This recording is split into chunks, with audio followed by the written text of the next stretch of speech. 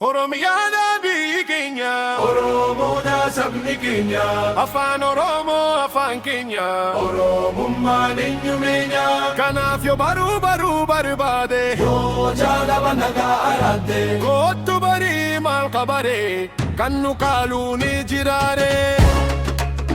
Biyyi keenya kana, Oromiyaatti galla, nuti gadaadhaan bulla, Oromiyaatti galla, qabna seenaaf duudha, Oromiyaatti galla, horte kushii nutti, Oromiyaatti galla, bara gadaan shananii, Oromiyaatti galla, hiddi keenya tokko,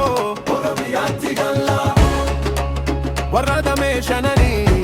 Oromiyaatti galla, makkaa fi tuulamanis, Oromiyaatti galla, siikoo fi mandoonis, Oromiyaatti galla, warra raayyaa fasaboo, kottu gori yaabu, warra raayituu fumbaana, tokkummoomnee jiraanna, kan dateen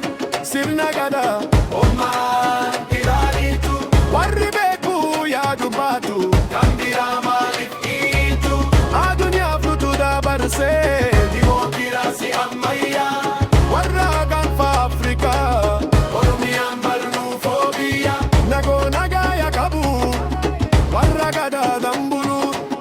nuti ni jaalannaa malee, takkallee namaa hin lollu, sirni keenya kan duris jiru, nuti warra abbaa biyyaa, inni naafee kunoo, lafaa ka'ee nutti iyyaa. warra odaan shananii.